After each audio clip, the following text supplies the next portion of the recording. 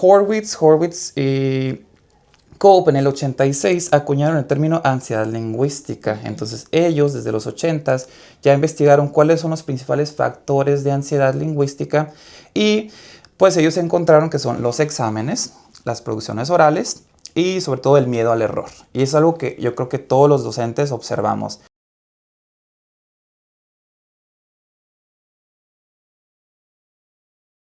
Bienvenidos una vez más a Idiomas en Diálogo, el podcast en donde hablamos lo que nos une.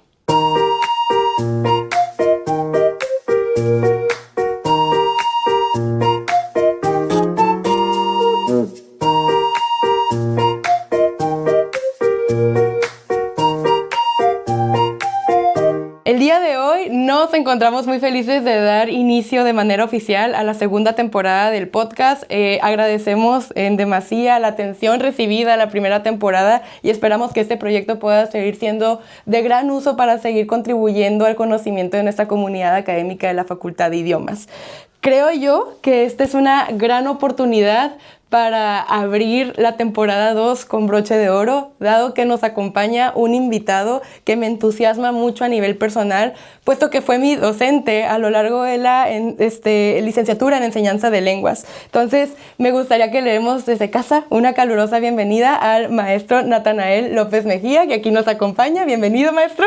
Muchas gracias, estoy muy contento de estar aquí y sí, estoy muy feliz de ser parte del CELI, ser parte de estas publicaciones que se hacen para que la gente sepa qué hacemos y que aportemos un granito de arena a la sociedad. Claro que sí, y de hecho, gran parte de esta conversación que vamos a tener el día de hoy lo que pretende es contribuir a la sociedad a partir del análisis o más aterrizadamente. El desarrollo de una investigación que el maestro Natanael ha llevado a cabo y que va a presentar, ¿cierto? ¿Como tesis doctoral o ya es tesis doctorada? Estoy en mi último semestre, así es que ya presenté resultados preliminares. Wow. Me falta rellenar esos huequitos que parece que son infinitos, pero se puede y yo creo que va a ser publicada muy pronto. Ya les avisaré cuándo. Ok, vamos a estar muy al pendiente de esta publicación precisamente para poder compartirla con la comunidad académica tan pronto como sea posible. Bueno, en este caso, la tesis del próximo doctor, el maestro actual, claro que sí, va a suceder, se enfoca en el siguiente tema, es factores de ansiedad lingüística en estudiantes universitarios de lenguas extranjeras. Así es. Sí, así es. Ok, perfecto. Pues dando ya inicio a la conversación de manera formal, yo siento que este tema, desde la primera vez que tuve el acercamiento al material que nos hizo llegar, me llamó mucho la atención precisamente porque incluye pues esta palabrita, ¿no? Que ahorita a todos nos resuena mucho, sobre todo posterior a la pandemia, ansiedad. Entonces, pues dando por ahí un poco de inicio, me gustaría saber cómo fue que llegó a la selección de este tema para convertirlo en una posible tesis doctoral.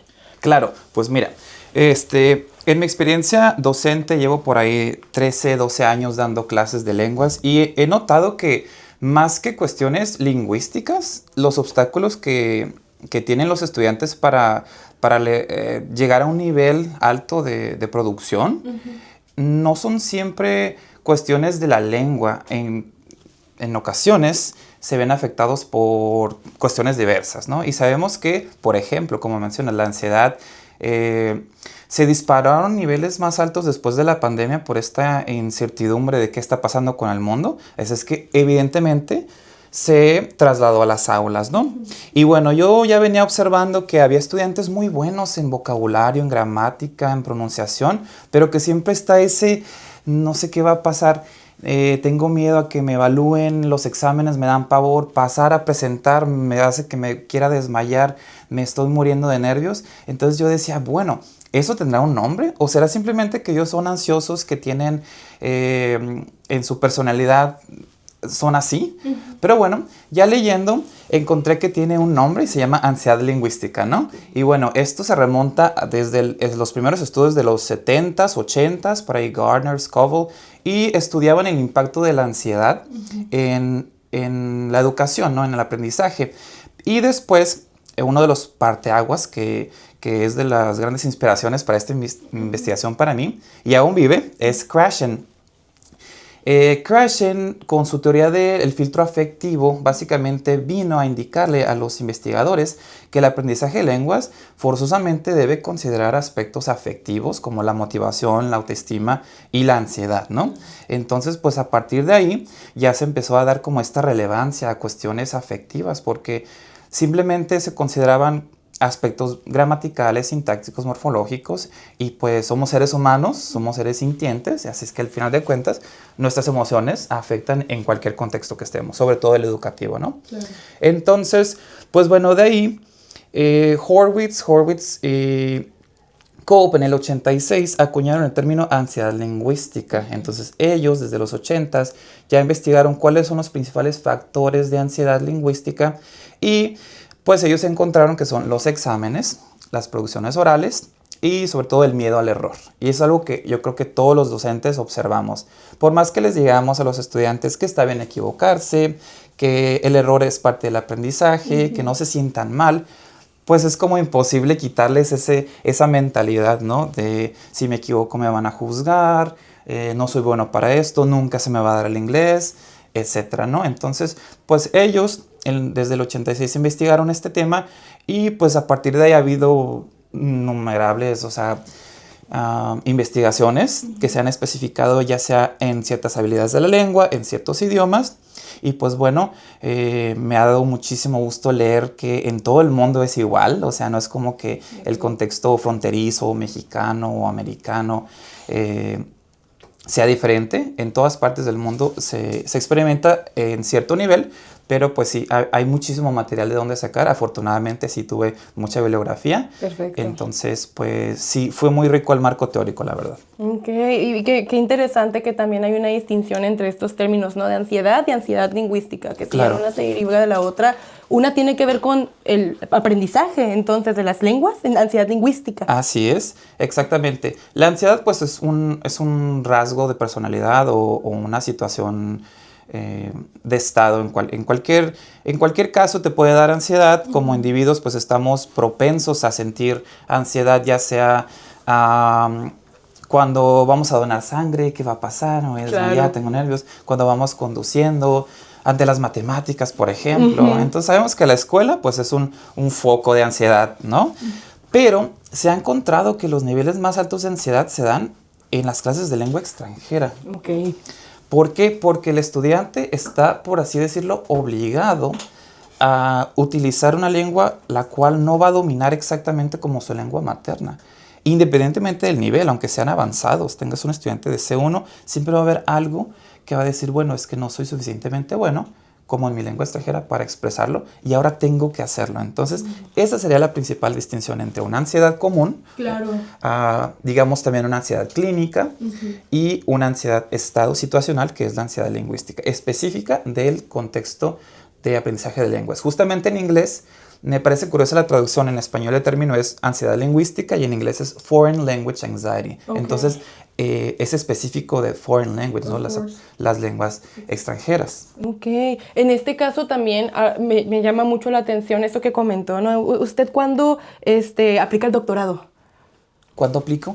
Si no me equivoco, la convocatoria a la cual entré fue la de 2022. 23, 24, 25. Ajá, son 3 años, ya terminó este año. Y pues el proceso de selección es como cualquier programa de posgrado. Se hace un concurso, se hace un examen y se tiene una entrevista.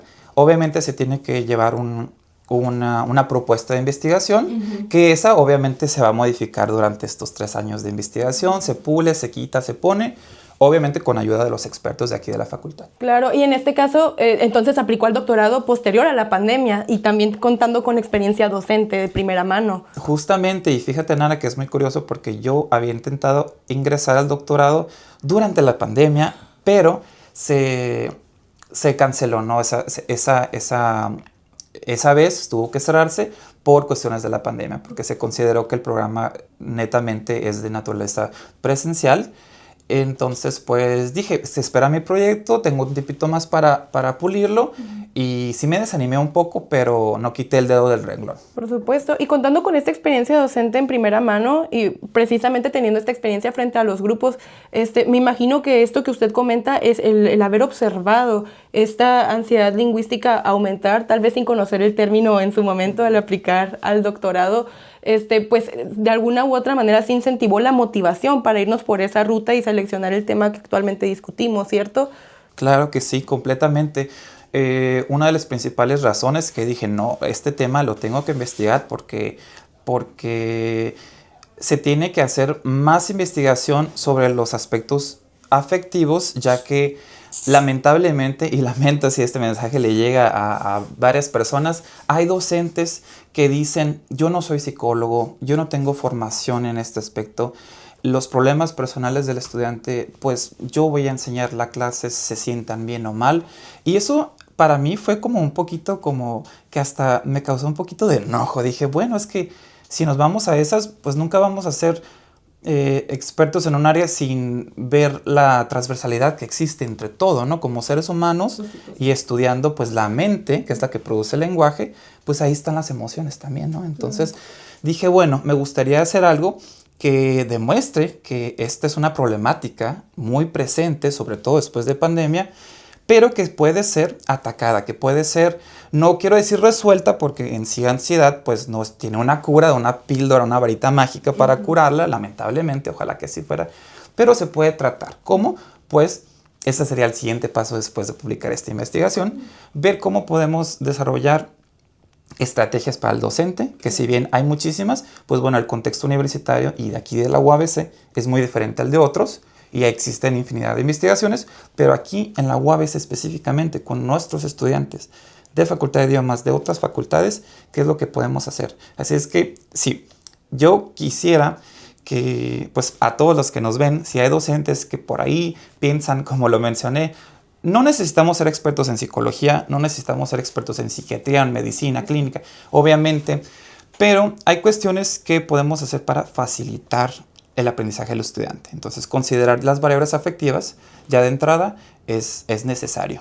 Claro, y qué gusto me da que se esté pues dando el tiempo también de estudiarlo a profundidad, porque creo que hoy en día es un tema que a la juventud le concierne muchísimo y le preocupa y es necesario acatarlo, precisamente en contextos como una carrera universitaria, tal como enseñanza de lenguas, ¿no? Que buscamos también ahora sí que formarnos para poder tratar con humanos, no con robots. Entonces, me da mucho gusto que estemos yendo por ese lado. Y ya regresándome un poquito ahora sí que en términos de la investigación, ¿en qué fase se dividió el contexto? ¿De qué manera, ok, tenemos este tema, se seleccionó? ¿Cómo funciona el desarrollo de una tesis de doctorado y de qué manera se distribuyó el trabajo?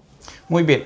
Pues, como ya había mencionado, son 3 años y durante estos 3 años, en tu primer semestre, tú desarrollas tu protocolo, ¿no? Tu proyecto y se trabaja durante este semestre. Todavía no tienes asignado un director de tesis, pero hay un experto que te apoya en cuanto al diseño de, digamos, preguntas de investigación, de planteamiento del problema, de objetivos, de posible marco teórico, posible metodología. Y digo posible porque pues todo esto es modificable, ¿no? A estas alturas yo todavía sigo agregándole poquitas cosas, ¿no? Que de repente veo que faltan estos huequitos. Se empieza entonces la primera fase en describir a grandes rasgos el proyecto y cada semestre siguiente se va a trabajar un área en específico, ¿no? Entonces, lo primero es definir el problema, después el marco teórico, que es pues toda la teoría que te va a aportar para conocer el tema a profundidad. Después se trabaja el marco metodológico, que sí dura un poquito más, yo diría que 1 año, porque si bien se divide en la etapa de recolección de información, de selección de los instrumentos, y después el análisis, pues va de la mano. En cuanto vas obteniendo datos, pues analizarlos, porque si no, se te van y te pierdes y tienes que ser muy, muy organizado. Entonces, la etapa de la metodología yo considero que es la que duró más y hasta esas alturas pues sigo sacando conclusiones y conjeturas. Pero bueno, justamente esa es la última fase. Después de definir el proyecto, de buscar la teoría y de adentrarte en la metodología, pues las conclusiones. Claro. ¿Cuál fue la metodología precisamente a seguir para poder descubrir o recabar la información con respecto a los factores de ansiedad lingüística presentes? Muy bien, pues junto con mi directora de tesis le mando un saludo a la doctora Jitka Serhova. Y bueno, decidimos irnos un poquito desviarnos de lo que todos habían hecho ya en cuanto a investigaciones de ansiedad lingüística, que era que los exámenes, que el miedo al error. Nosotros quisimos encontrar si la tipología lingüística infiere o no en la ansiedad. Quiere decir, si un estudiante de coreano y un estudiante de inglés, un estudiante de chino, un estudiante de francés, tendrán diferentes niveles por la naturaleza de las lenguas. Se nos hizo muy fascinante eso. Y nos fuimos por esa variable, tipología lingüística. También nos fuimos por la variable de habilidad, es decir, se escucha mucho que la expresión oral es la que causa más ansiedad, pero ¿será cierto? Porque al final de cuentas, pues es como la pregunta, ¿no? La hipótesis. Entonces, ¿cómo están las otras habilidades? Expresión oral, expresión escrita, comprensión oral, comprensión escrita, ¿no? Entonces, esa es otra la habilidad. Y pues también, aparte de eso, queremos ver si el dominio de la lengua también tiene un resultado diferente. Por ejemplo, los principiantes tienen más ansiedad, pensaría, ¿no? Claro. Pero, pues, spoiler, por ahí, también los estudiantes avanzados demostraron mucha ansiedad. ¡Qué interesante! Uno pensaría todo lo contrario, precisamente. Claro. Y en este caso, ¿de qué manera usamos formularios o qué instrumentos se diseñaron para recabar esta información? Muy bien. Pues la primera etapa consistió en diseñar un instrumento cualitativo, que es una entrevista. Se entrevistó alrededor de 22 estudiantes y básicamente fue una entrevista así como la tenemos en este momento, ¿no? Okay. Platícame cuál es tu experiencia aprendiendo tal y tal idioma. Fueron estudiantes de todos los idiomas. Cabe recalcar que se hizo en el Centro de Educación Continua, que es pues considerablemente la escuela de idiomas más grande de la región. Entonces ahí tuvimos nuestra muestra y con estos estudiantes tuve un diálogo de alrededor de 10-20 minutos para que me contaran su experiencia. Y a través de ahí pudimos identificar los factores, lo que les causa más ansiedad, ¿no? Entonces, esta primera etapa consistió en datos cualitativos, que son básicamente las percepciones y las opiniones, más allá de medir, ¿no? Justo el siguiente paso fue un instrumento cuantitativo. Y el instrumento cuantitativo sí toma más tiempo porque no es tan sencillo como yo tomar el cuestionario o la escala de fulano de tal. Les mencionaba hace rato que los que acuñaron el término de ansiedad lingüística lo hicieron en los 80s, así es que digamos que tiene muchísima validad la escala que diseñaron estos autores, pero bueno, actualmente después de pandemia tenemos que hacer algunos ajustes, ¿no? Entonces se seleccionaron escalas por habilidad de diferentes autores y se creó lo que yo llamo una mega escala, porque sí es bastante extensa, pero creemos que es muchísimo más precisa a las anteriores que se han utilizado. Y bueno, una vez que se seleccionan estas escalas, se validan por juicio de expertos, que ese es otro proceso. Entonces se contratan expertos en el área de enseñanza de lenguas y se les dan indicaciones sobre cómo se va a evaluar. Entonces se presenta la escala, se hace como una guía de evaluación de las escalas. Ellos dicen si consideran que los ítems son relevantes, necesarios, coherentes, se pueden ir, se pueden quedar, se tienen que modificar. Entonces ese proceso también fue tardado, es esperar las respuestas de los expertos y a partir de ahí ver en qué coinciden y modificar, ¿no? Entonces al final se quedó una escala de 88 preguntas por ahí, no sé si me equivoco, y bueno, es la que se aplicó. Ahora sí, se aplicó directamente a todos los estudiantes posibles. Estuvimos tocando puertas, fue de manera presencial porque creemos que a todos se nos llena la bandeja de correos y cuál. Entonces me acerqué a los grupos de todos los niveles, de todos los idiomas que se pudo encontrar. Únicamente presenciales, eso sí, consideramos que el aprendizaje de lenguas en línea puede causar otro tipo de niveles de ansiedad. Entonces nos enfocamos en presencial y ya pues de ahí se obtuvieron muchísimos datos, ¿no? Más de 200 participantes. Wow. Entonces analizar y cruzar todos esos datos se pueden comparar, se pueden hacer infinidad de investigaciones justamente a raíz de eso. Es lo que estoy muy contento que logramos encontrar, todos estos puntos de convergencia. Y yo creo que para aquí sale mucho para entretenerme después del doctorado. Ay, me da mucho gusto. Entonces, ¿es algo que usted considera que sí, el campo de la investigación sí podría ser algo en lo que podría concentrarse en un lapso futuro?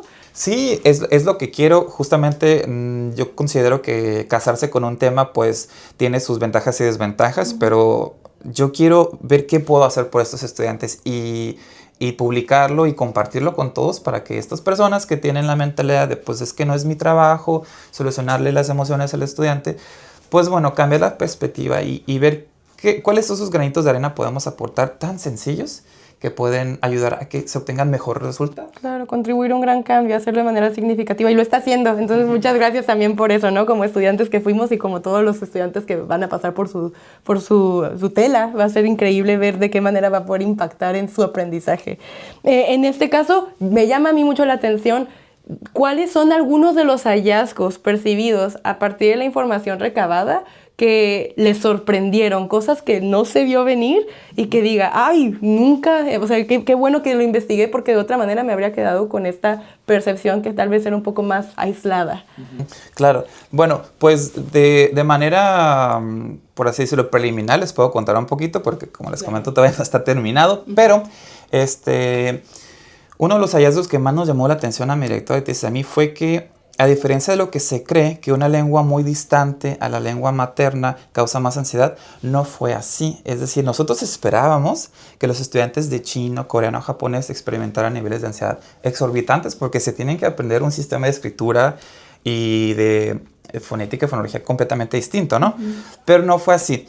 Los estudiantes que tuvieron niveles de ansiedad más altos fueron los de francés, entonces se catalogan como lenguas romances, que es una lengua, pues, o sea, somos de la misma lengua, el español y el francés, ¿no? Entonces nos llamó muchísimo la atención. Y yo como docente del francés dije, claro que sí. Y eso también quita un poquito la estima de, ay, qué fácil el italiano, qué fácil el francés, se escriben igual, se pronuncian completamente diferente y los estudiantes tienen ciertas dificultades ahí, que muchas veces hasta los desmotivan y hay deserción. Pero bueno, eso me llamó mucho la atención y dije, pues, ahora más que nunca tengo que hacer algo porque yo como docente de francés me da... No sé, no me gusta el ver que hay tantos niveles de ansiedad. Y en mi experiencia, he tenido situaciones en donde se salen los estudiantes o lloran o les dan ataques de ansiedad y digo, ya me lo tomo personal, digo, ¿será que mi clase genera tanta ansiedad? ¿Seré tan exigente? ¿No me estarán entendiendo? Pero vuelvo al punto de que como es una cuestión personal, ¿qué puedo hacer yo como para que el salón se sienta pues un poquito nivelado en estas cuestiones? Ya es donde yo puedo hacer algo, ¿no? Que es buscar estas estrategias que vendrán después. Pero ese fue uno de los hallazgos que más me sorprendió. Así me golpearon en la cara. No chino, no coreano, no japonés. Francés fueron los que tuvieron los niveles más altos. Y sí, enseguida fueron las lenguas asiáticas. Ok, por supuesto. ¿Y cómo estuvo el inglés? El inglés es muy variable. Porque, por ejemplo, los principiantes tienen cierta motivación y tienen como un impulso a querer aprenderlo por cuestiones laborales y de superación personal y profesional, ¿no? Entonces como que lo veían como un reto. Y justamente olvidé mencionar, pero hay un tipo de ansiedad que es la facilitadora, la que te saca de tu zona de confort, ¿no? Y te empuja a hacer las cosas. Entonces ese podría decirse como una ansiedad buena que todos tenemos, como la vocecita que nos dice, hazlo, aunque te vayas a equivocar, hazlo. Entonces notamos que los de inglés tienen esa percepción de que, bueno, está difícil y a veces pronunciarlo, no sé cuando una letra suena así y cuando suena así, pero se avientan. Entonces nos gusta mucho como esa percepción. Yo creo que la tienen muy presente porque es un requisito de egreso para titularse una segunda lengua. Entonces, pues dicen, lo tengo que hacer porque lo tengo que hacer, ¿no? El inglés salió así como muy variable, la verdad no está muy definido, pero sí quedaría como un tercer lugar de los idiomas que causan más ansiedad. Wow, hasta ahorita entonces ha recabado información súper significativa que creo que también va a impactar bastante en términos de estas creencias tan persistentes que el mismo alumnado tiene con respecto a la selección de su tercer idioma para egresar. Más de una ocasión, para aquellos que no lo puedan saber, en la Facultad de Idiomas se nos solicita llevar a cabo el estudio de un tercer idioma y gran parte de las creencias que yo percibí en mi experiencia sí tenían mucho que ver con la selección de una lengua que estuviese mucho más asociada al español, tal como el francés o el italiano, para ahora sí que evitar complicarse o evitar incluso sentirse abrumado por su estudio. Entonces uno pensaría en su momento que sí, que el chino o el japonés va a causar más ansiedad y más dificultades en términos de su aprendizaje. Sin embargo, la investigación hasta el momento nos está diciendo que no es el caso. Y está súper interesante, me llamó muchísimo la atención. En este caso, las implicaciones de este trabajo sí suenan a que ha llevado pues mucho esfuerzo, pero me comenta que la recabación de bibliografía no fue complicada. No, en este caso creo que los estudios empíricos, que básicamente son muy similares a los que estuve realizando estos 3 años, no son escasos, son muchos. Sin embargo, como están hechos en diferentes contextos, tengo que tomarlo con pinzas y decir, bueno, en Turquía, en China, en Corea se hicieron estos estudios y tienen estos resultados. Puedo analizar justamente cómo se analizaron los resultados para partir de ahí, pero los resultados no los tengo que tomar como definitivos. Y justamente es lo que pasó, que aquí los resultados fueron muy cambiantes. Y puede ser 1000 razones por las cuales es así. Por el contexto, por todo lo que las variables que ya mencioné, como el tipo de idioma, el nivel de idioma. Entonces, pues sí, era ir con algunas ideas y a ver qué sale, pero no casarnos con esa mentalidad de que es así, porque creo que esas sorpresas son como más desanimantes. Claro. Hasta el momento, ¿cuál considera que ha sido su principal, ahora sí que la mayor contribución que usted va a hacer a la comunidad estudiantil y a la comunidad docente, no solo de la facultad, yo creo que a la comunidad que enseña lenguas en general? ¿Cómo prevé que esto va a impactar en el tiempo por venir una vez que concluya el proceso de la publicación de la tesis? Muy bien, pues yo creo que ya empecé, fíjate, porque recientemente fui al Congreso de la Asociación Mexicana de Lingüística Aplicada, presenté los resultados preliminares y obviamente iba nervioso, mis niveles de ansiedad iban sobre los cielos, entonces no lingüística. Puede ser un buen ejemplo, ¿no? Recibí muy buenos comentarios porque en el centro y sur de México pues se han hecho investigaciones similares, pero vuelvo a lo mismo, el contexto de Tijuana es tan cambiante, tan rico. Entonces pues se fascinaron mucho con el tema y creé muchos lazos de investigación. Me gustó mucho, entonces los resultados que yo les presenté me hicieron muchas preguntas, afortunadamente pude resolverlas todas y también me aportaron muchas ideas que dije, bueno, también va para hacer futuras colaboraciones e investigaciones, pero pues yo creo que en sí los apasionados por la enseñanza de la lengua se quedan con la idea de que es verdad, las cuestiones afectivas deben ser tomadas en consideración porque vemos que el mínimo esfuerzo que haga un docente por preocuparse por cómo se siente en su clase el estudiante va a hacer una gran diferencia. Entonces yo creo que de entrada va a ser más allá de sensibilizar que el tema es muy muy importante, es demostrar que es permanente y que es un obstáculo, para que ya nos quitemos la idea de que cada quien con sus cosas personales, no, si mi clase va a causar un malestar, un nerviosismo extremo, pues entonces ahí tengo que ver qué puedo hacer yo, ¿no? Para mejorar.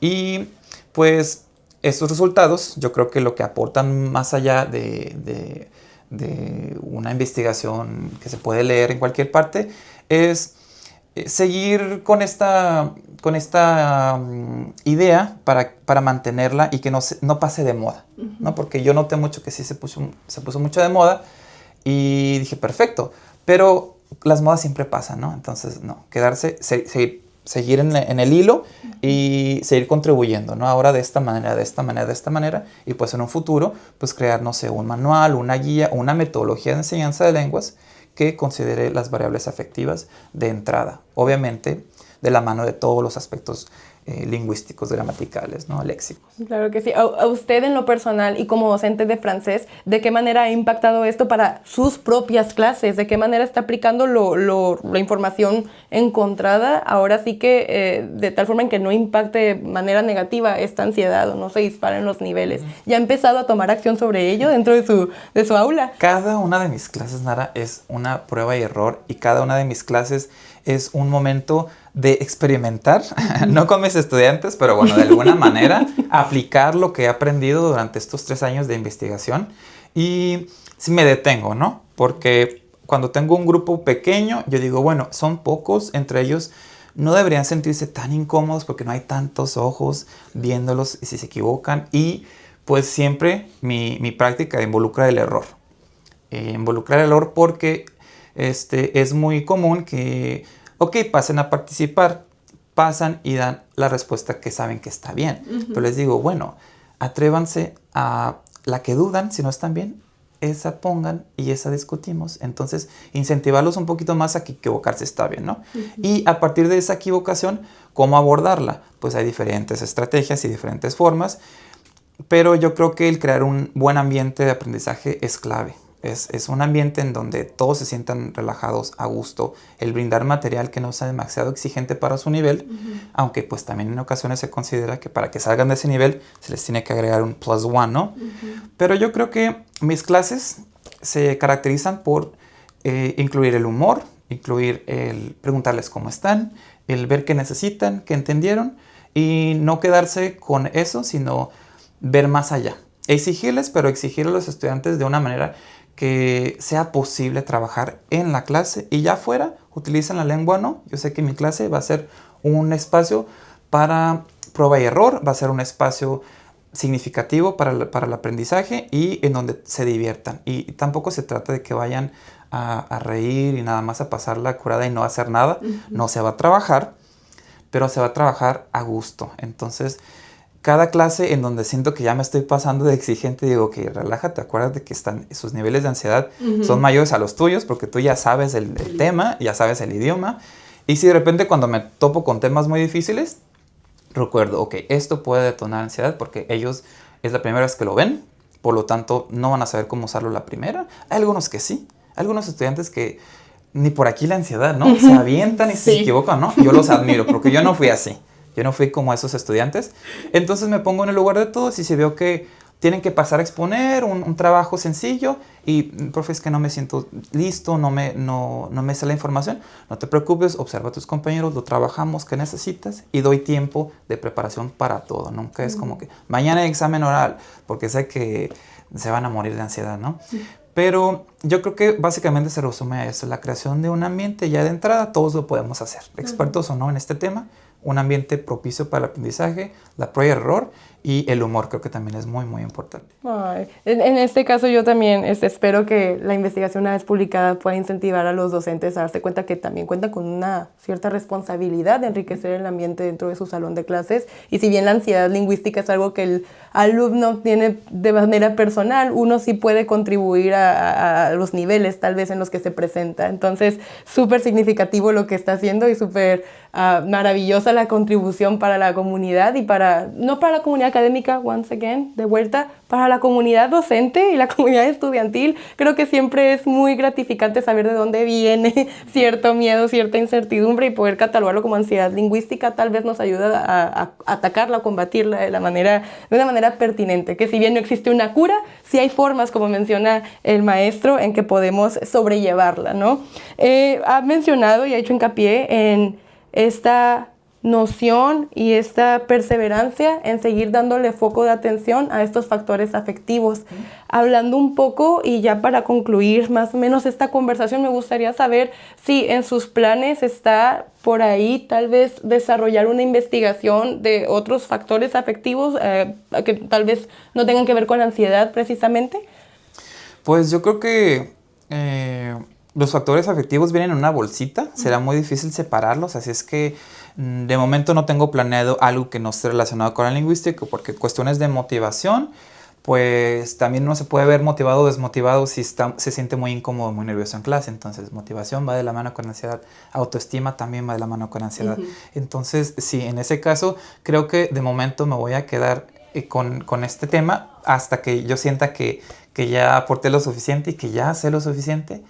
Y ya después veremos qué cuestiones de procesos cognitivos podemos trabajar, pero siempre quedándome en este área de psicolingüística, en este área de procesamiento del lenguaje y de otros factores más allá de aspectos gramaticales y aspectos lingüísticos, ¿no? O sea, ir más allá. Muy bien, muchísimas gracias el día de hoy por habernos cedido un poquito de su tiempo.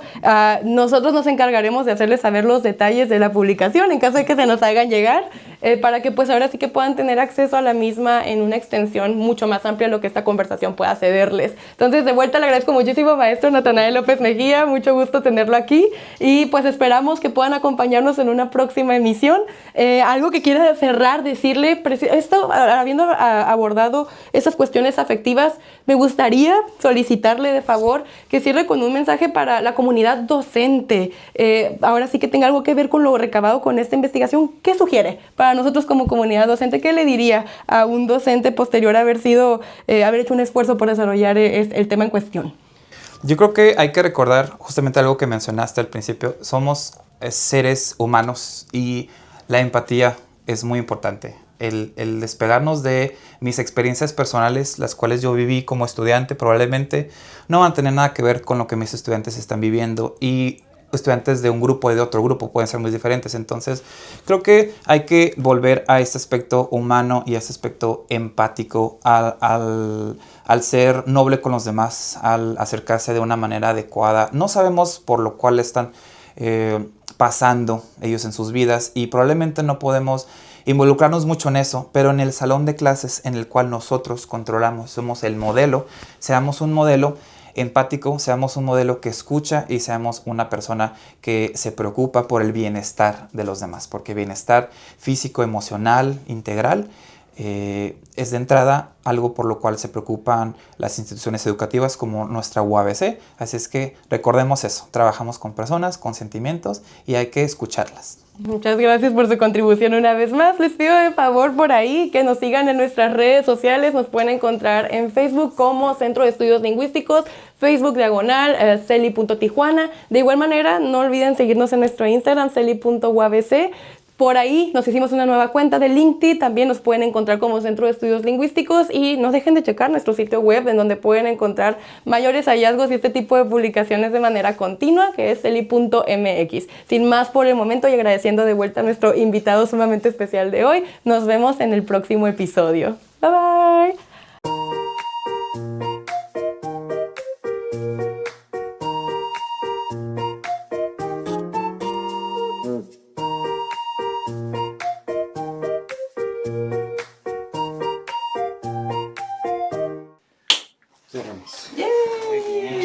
Muchas gracias, profesor. Aquí donde haces el baile para hacer un TikTok.